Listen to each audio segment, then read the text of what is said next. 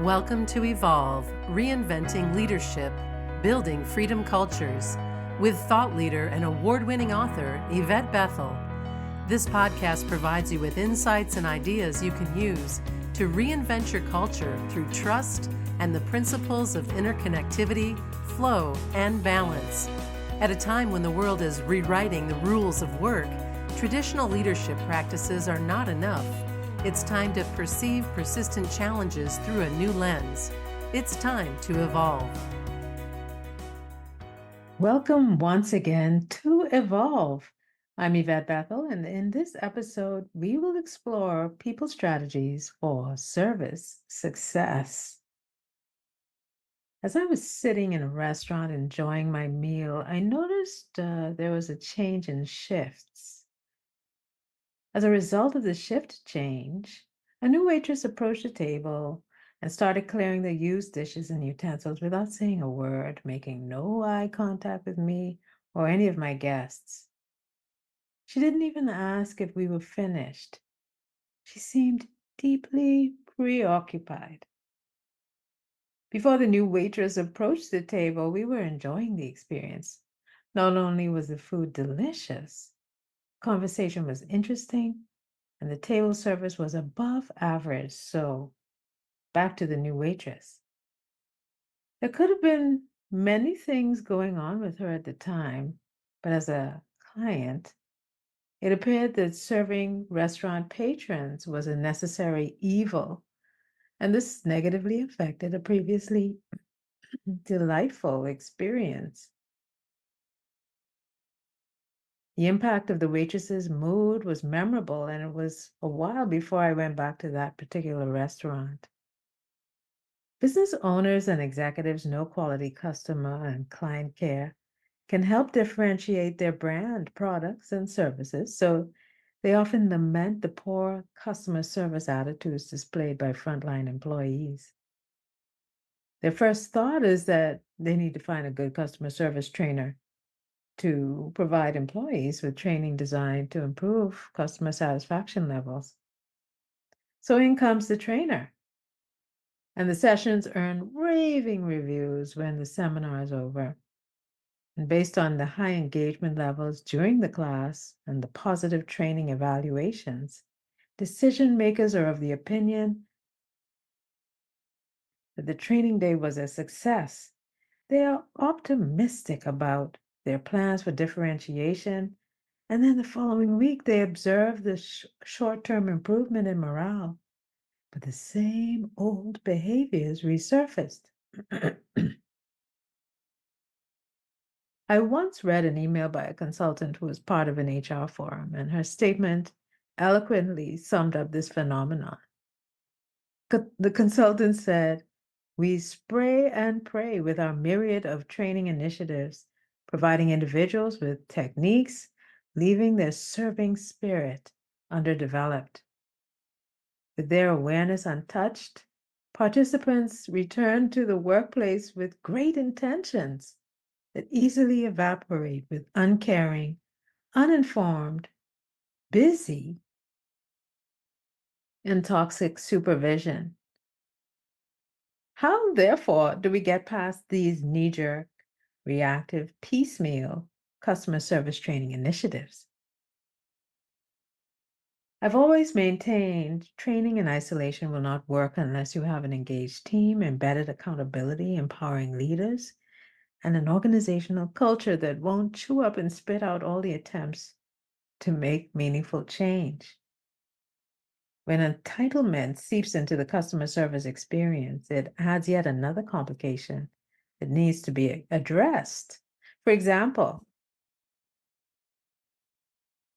there are restaurants that I patronize where no matter the quality of service, customers are obliged to pay a tip. In fact, the tip is included in the invoice automatically. What owners don't always realize is that this practice creates a culture where the tip becomes an entitlement and not a motivator of quality customer care, unless the client is a very big tipper. When we come back, we will explore several tips for developing effective people strategies for service success. Organizational Soul is a mission-driven organization and network where we specialize in trust in academia, families, and organizations. We are building a community of leaders who are interested in trust and culture. If you are interested in our updates, you can sign up for our newsletter at orgsoul.com. As a thank you for joining our community, you can access our free resources that are designed to help you build your brand as a trusted leader as you contribute to safe space. Sign up now at orgsoul.com. This is Yvette Bethel, and welcome back to Evolve. Here are a few suggestions to help you bring about long-term healthy changes in customer and client care. The first one is create a service strategy. We always hear about sales strategies, but what about a customer service strategy? This type of strategy should start with defining a vision for customer care. And after you decide what you want customer service to look like or client service, plan how you intend to shift from your current service level to your desired state. This means you need to identify and evaluate your service gaps and conduct cause and effect analyses so you are strategizing based on real data and root causes. Next, customer service standards. As part of your service strategy exercise, create or upgrade your service standards. Everyone should know and have access to the standards for customer service. Additionally, all non-client facing employees should understand that internal customers are just as important as external ones. Performance management. With this, you can identify key customer service competencies you'd like your employees to embody. So customer service training can be specifically targeted at skill gaps. The competencies can be integrated into performance appraisals so they can be used as drivers that will help your organization to bring about sustainable change. Compensation and reward. Review your compensation and reward systems to determine if they will support or hinder the changes you would like to observe. Whether employees are in an environment that makes gratuity part of the bill or not, employees tend to welcome tips or commission. When it comes to tipping, there's a tipping hierarchy. The big tippers usually get the best service, and they're protected by their favored service givers. Some organizations attempt to combat this dynamic by not allowing tips at all, but this is difficult to monitor. Next, customer satisfaction metrics. Decide how you will measure customer and client satisfaction.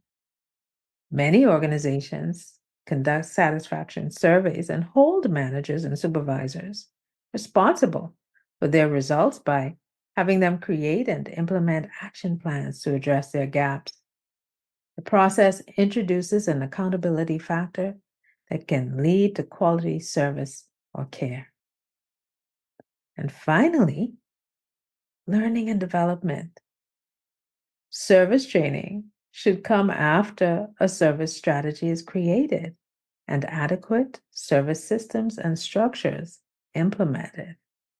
In this way, the learning and development can target actual deficiencies identified by surveys and internal observation within the parameters of the structure and system. Targeted learning and development practices combined with a well-defined service strategy can ensure accountability to the new behaviors and can help to bring about meaningful results. So, as you can see, improving service levels involves more than just attending a seminar. Decision makers ought to consider if they can achieve return on investment if the culture, structures, and systems do not set the stage for organized efforts, engaged employees, and enhanced customer service. Decisions should focus on building effective systems and structures before they can start quality service training. In other words, training should not be the only element of a service initiative. This has been Yvette Bethel, and you can learn more about and contact me at www.orgsoul.com, or you can find me at LinkedIn. And for cutting-edge courses and certifications in the areas of building trust-based cultures, leading organizations as ecosystems, and more thought leadership, you can check out our courses at the IFB Academy. You'll find the link below. So with that, I thank you for joining me for this episode, and I invite you to join me next time at Evolve, Reinventing Leadership, Building Freedom Cultures. Thank you for listening to Evolve, Reinventing Leadership, Building Freedom Cultures. Learn more about our proprietary trust, leadership, and culture courses and certifications at the IFB Academy. You can check them out at organizationalsoul.learnworlds.com.